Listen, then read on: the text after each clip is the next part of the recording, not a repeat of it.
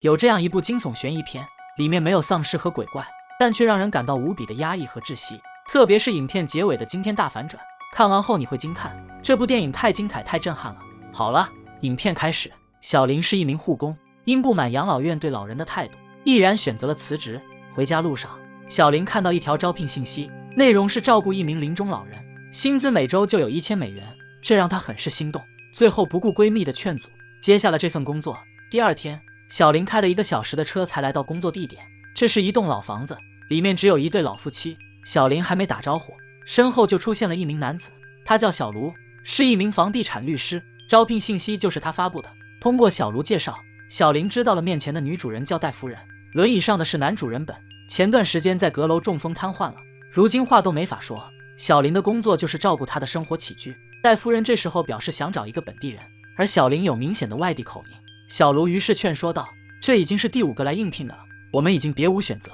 戴夫人这才无奈答应。于是当天下午，小林就搬了进来。他在闲逛的时候发现这个房子很奇怪，居然一面镜子都没有，但墙上却有放过的痕迹。戴夫人说，这个房子是他们在1962年从一对兄妹手里买下的。小林拿起那对兄妹的照片开始打量，却发现相框后还有一张照片，是这对兄妹和一对黑人夫妇的合照。照片后有一行字，贾斯菲爸爸和西西莉妈妈。小林有些奇怪，但也没多想，就把照片放了回去。戴夫人接着介绍，这栋房子共有30个房间，原主人为了方便曾打造2把万能钥匙，说着还把其中1把给了小林。当问起镜子的去向时，戴夫人的回答是自己年纪大了，已经不再需要镜子。小林倒是可以自己备一面。第二天，小林推着本出来晒太阳，戴夫人在摆弄自己的花草。不过戴夫人发现自己的岩灵草种子没有拿，就让小林去阁楼拿一下。小林在翻找种子的时候，听到阁楼深处传来一阵声响，他好奇地上前查看，结果发现在柜子后面还有一道门。小林也是胆子够大，拿起手里的钥匙就想一探究竟，可惜怎么都打不开。小林问起戴夫人，为什么自己的万能钥匙打不开那扇门？戴夫人表示，从他们入住这里以来，那扇门从没有打开过，也没人进去过。小林突然想到本就是在阁楼中的风，于是问起是不是本发现了什么。这时候的戴夫人却开始支支吾吾，没有直接回答小林的问题。到了夜间，小林被一阵声响吵醒，等他上了楼，发现本竟然不见了。他急忙打开窗户向外望去，没想到本竟然在顺着屋檐往外爬。被小林发现后，惊慌失措的他直接摔到了楼下。本太重了，戴夫人和小林2个人都抬不动，于是只好让小林回房拿轮椅。回到房间的他，却发现本的床单上写着2个字：救命。小林感到有些不对劲，于是偷偷将床单藏到自己的房间里。将本抬回来的时候，他那说不出情绪的眼神让小林整晚没睡。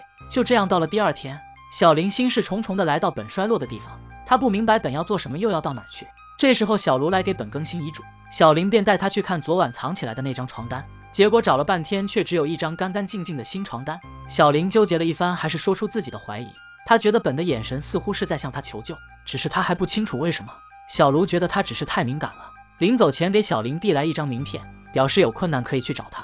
当天下午，小林再次来到了阁楼，他发现上次之所以打不开那扇门，是因为锁孔里面有一节断掉的钥匙。他用发卡夹出钥匙后，终于打开了房门。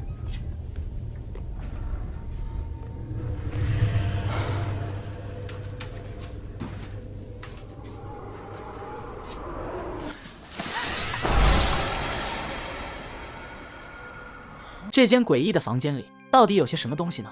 小林推门而入，房中诡异的景象让他不寒而栗。里面既有各种奇怪的瓶瓶罐罐，也有一些关于魔法的书。他还找到一枚3头蛇戒指和一张写有魔法献祭的唱片，被收走的镜子也全都在这儿。这时候戴夫人也上到阁楼来了，还好她躲在角落才逃过一劫。为了弄清阁楼的秘密，小林带着唱片回到市区，他把唱片放在留声机上，就听到一阵黑暗又压抑的咒语传来。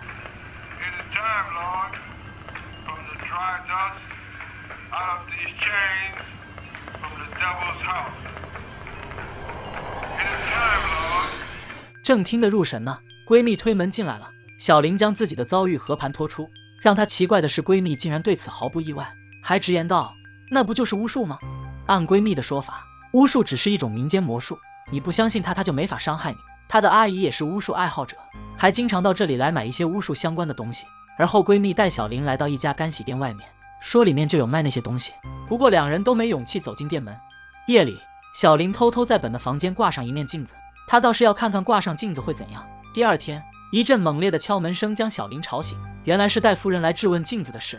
见此情形，小林也决定摊牌了。他表示自己去过那间房间了，也知道里面的东西都和巫术有关。现在要么戴夫人说出真相，要么他立马离开。戴夫人见瞒不过了，于是跟他坦白，这栋房子在90年前是属于一个银行家索普的，当时还有一对黑人夫妇住在这里，也就是小林照片里看到的西西莉妈妈和贾斯菲爸爸。他们是当地很有名的巫师，但索普却只是把他们当作仆人，还经常虐待他们。直到有一天晚上，索普在家里开了个派对，那天来的都是大人物，他们纸醉金迷到深夜，要走了才发现索普的2个孩子不见了。一通寻找后，才在阁楼的房间里发现了他们。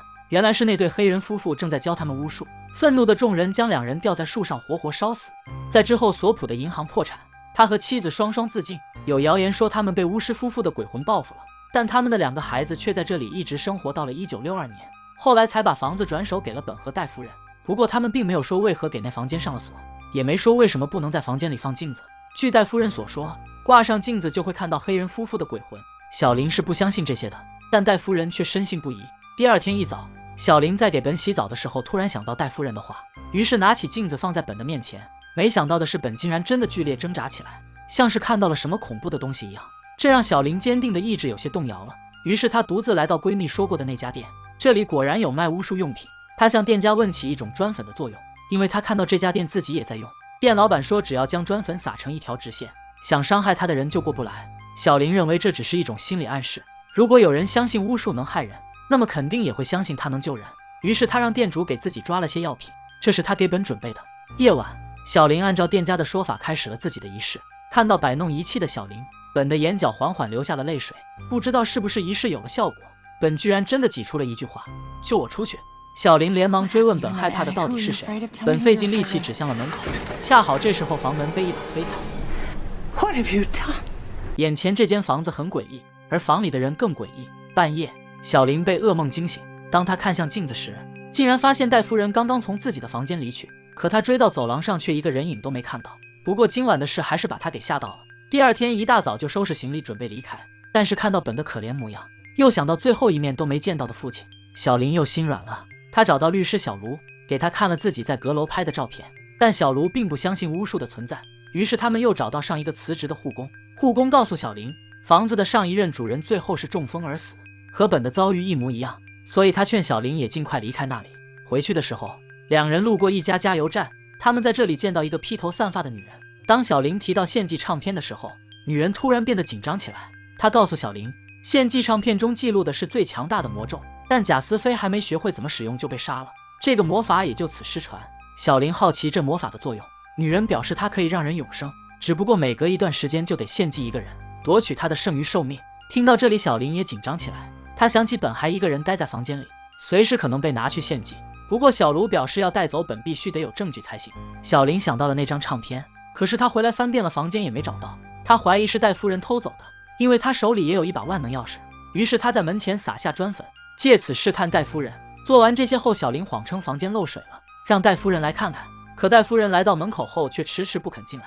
这时候的2人都已经明白了，不过还是没有选择撕破脸皮。饭桌上，小林将迷药放在戴夫人的茶杯里，不知情的戴夫人果然中招了。但她在昏迷前从口袋里拿出一张符咒和一支粉笔，颤颤巍巍地开始在地上画符。小林见此一把抢过符咒，只见上面写着庇护2字。迷晕了戴夫人后，小林在她的房间一阵翻找，终于找到了唱片和本的求救床单。现在他可以带本离开这儿了。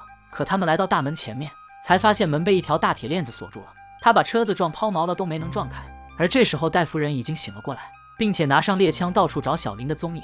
大门这边出不去，小林只好把本放在杂货间里，自己想办法求援。幸好这时候大雨磅礴，他才能在戴夫人的枪管下脱身。出来后，小林急匆匆地来到小卢家，将刚刚发生的一切都告诉了他。就在这时，戴夫人打来电话，小卢表示需要录音作为证据。而在他接电话的空档，小林在客厅看到了几本法律初学者的书，一枚3头蛇戒指和一把断掉的钥匙。就在他看得入神的时候，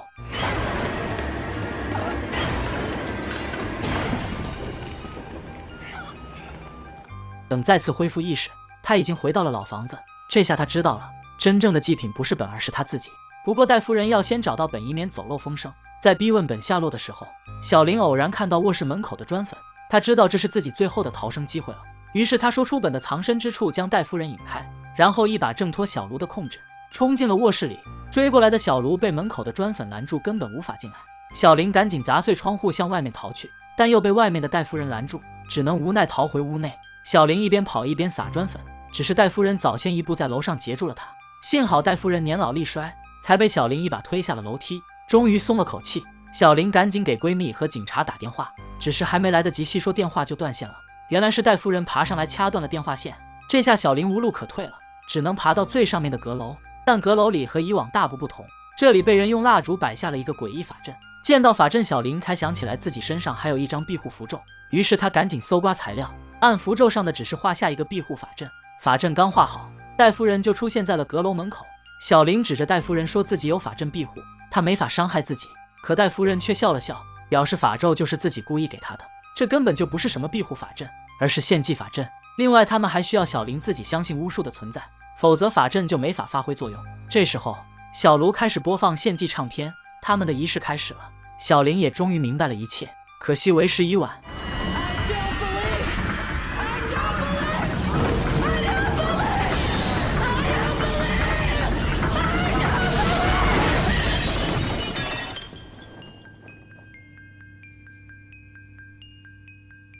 不一会儿，小林醒了过来，从不抽烟的他却熟练地点了支烟享受起来。这时候小卢走过来问候，可说出的话却是感觉如何淅淅沥。原来他们就是90年前那对黑人夫妇，他们也并非老女人说的那样没完成魔法就被杀了，而是成功的将灵魂转移到了2个小孩子的身体里，并且以这种方式活到了现在。至于小卢的灵魂，自然是先一步转移到了本的身体里。第二天警察和闺蜜到来，被换了灵魂的小林说是昨晚戴夫人摔下了楼，自己慌乱之下才给他们打的电话。闺蜜和警察都没有怀疑，只有躺在救护车上的小林和小卢四目相对，只有他们知道真相。